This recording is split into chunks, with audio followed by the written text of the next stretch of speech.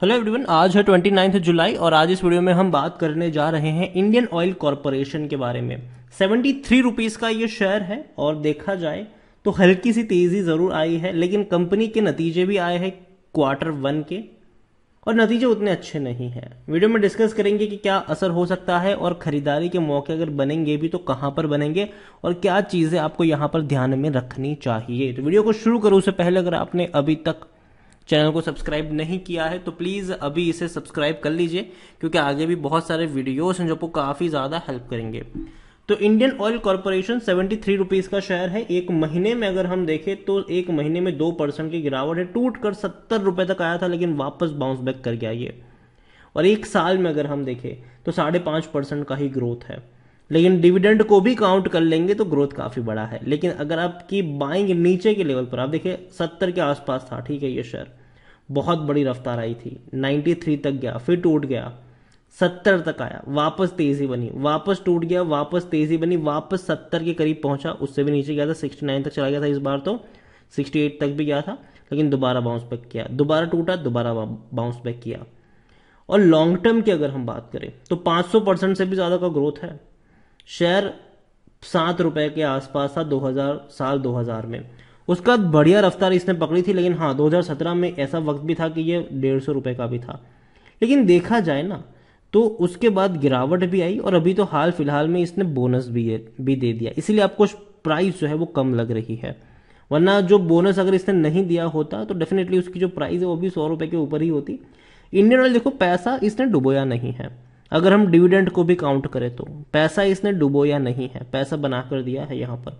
मतलब जब भी सस्ता हुआ है खरीदारी के मौके बने हैं यहां पर, आगे भी सस्ता होगा, खरीदारी के ही मौके बनते हुए आपको नजर आएंगे। यहां पर अगर हम बात करने जाए इंडियन ऑयल को लेकर तो लार्ज कैप कंपनी है ये, 1 लाख करोड़ से भी ज्यादा का इसका मार्केट कैप है।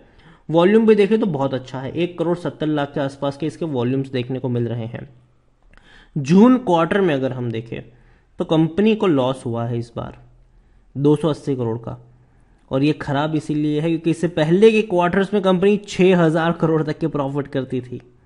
लेकिन देखा जाए तो कंपनी के रेवेन्यू बहुत बड़ा जंप आया है, 2,23,000 करोड़ से भी ज्यादा के इनके रेवेन्यू है, जो पिछले साल सिर्फ 1,15,000 करोड़ था। मतलब इनका रेवेन्यू 1,08,000 करोड़ रुपए बढ़ चुका है एक ही साल में। तो रेवेन्यू में बहुत बड़ा जंप है और ये बहुत अच्छी बात है। अगर मैं आपको इनके रिजल्ट्स की तरफ ले चलूं तो कॉस्ट, इनपुट कॉस्ट जो है वो बढ़ी है और ये हम सब एक्सपेक्ट कर भी रहे थे, ठीक है। यहां पर अगर आप बात करने की बात करो तो रेवेन्यू जो आए हैं वो डेफिनेटली 2,55,000 करोड़ के आसपास, वो 63% का जंप है, क्योंकि बहुत बहुत बड़ा जंप है ये, ठीक है। कंपनी ने ये कहा है कि उनके जो खर्चे हैं वो बढ़ गए हैं, क्योंकि कॉस्ट ऑफ मटेरियल जो है वो बढ़ गया, इनपुट कॉस्ट जो है वो इनकी बढ़ गई है। तो ये एक दिक्कत की बात जरूर है इंडियन ऑयल के लिए, लेकिन घबराने की बात नहीं है, बहुत ही बेहतरीन कंपनी है ये। और हम भले ही बात कर ले कि भैया इलेक्ट्रिक व्हीकल का जमाना आने वाला है तो ऑयल इनका क्या ही होगा, मैं भी मानता हूं कि ये शॉर्ट टर्म के ही है, ऑयल वगैरह इनका भी तेल आने वाले दिनों में खत्म होगा। लेकिन कंपनी भैया समझदार है, ऐसा नहीं कि कंपनी बेवकूफ है, कंपनी समझदार है। कंपनी ऑलरेडी चीजों को स्विच करेगी आने वाले दौर में। अगर लगे कि अच्छा इलेक्ट्रिफिकेशन हो रहा है तो वो भी इलेक्ट्रिक चार्जिंग स्टेशन सेटअप करना शुरू कर देगी कंपनी भी। तो याद रखिए, बर्बाद होने वाली कंपनी नहीं है। यहां पर सरकारी कंपनी है तो प्रेसिडेंट ऑफ इंडिया सबसे बड़े प्रमोटर, एक भी शेयर गिरवी नहीं है। ओएनजीसी 14.20% की होल्डिंग लेकर बैठे हैं यहां पर। डिविडेंड तो भैया भर भर के दिया इसने, वो भी हम बात करेंगे। According to Moneycontrol user 5% लोग कह रहे हैं कि बेचो, बाकी हर कोई कह रहा है खरीदो। पहली चीज मेरी है कि मेरी बेचने की सलाह नहीं है। और जहां तक बात है खरीदारी की, डेफिनेटली अगर ये शेयर आपको 70 रुपए के नीचे मिलता है तो खरीदारी के मौके बनेंगे, लेकिन 70 रुपए के नीचे मिलना चाहिए, उससे ऊपर नहीं। वो अगर इनके रेवेन्यू देखेंगे तो 6 लाख करोड़ के आसपास, मतलब 5,90,000 करोड़ के आसपास है, जो काफी हाई, अब तक का सबसे हाईएस्ट रेवेन्यू इनका फाइनेंशियल ईयर 2022 में देखने को मिला। लेकिन अब ये और बढ़ेगा, क्योंकि पहले ही क्वार्टर में भैया 2 लाख करोड़ से भी ज्यादा का इसने रेवेन्यू कमा कर दिया है आपको। डेफिनेटली इनके रेवेन्यू आपको और बड़े देखने को मिलेंगे फ्यूचर में। और प्रॉफिट की जहां तक बात है, डेफिनेटली बहुत अच्छा प्रॉफिट था, 24,500 करोड़ के आसपास का अब तक का सबसे हाईएस्ट प्रॉफिट था।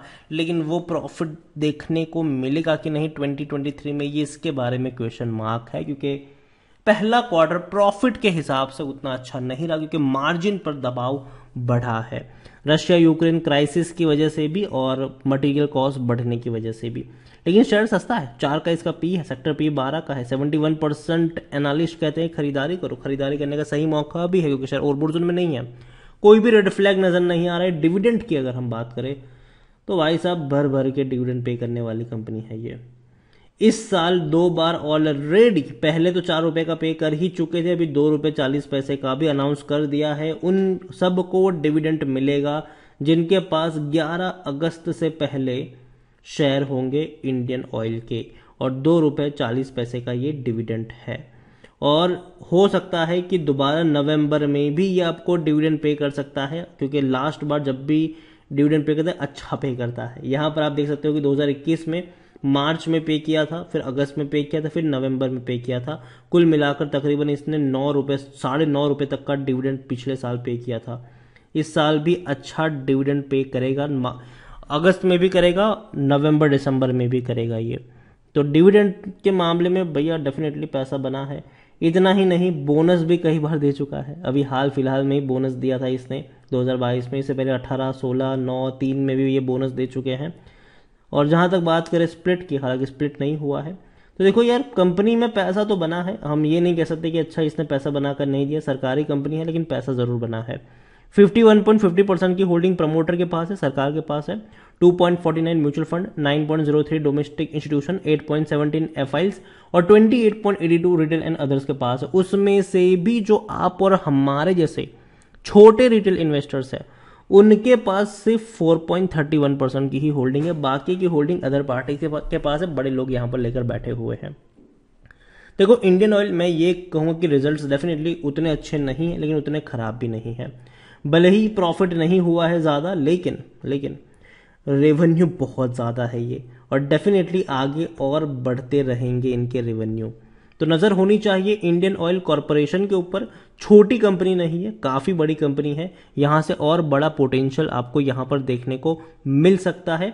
तो इंडियन ऑयल को लेकर यही कहूंगा कि खरीदारी करी है तो बने रहो। फ्रेश बाइंग की जहां तक बात है, शायद इस रिजल्ट की वजह से मंडे को बाजार में थोड़ी सी, मतलब इंडियन ऑयल में थोड़ी सी गिरावट आ सकती है, या फिर कह लो कि प्रॉफिट बुकिंग आ सकती है।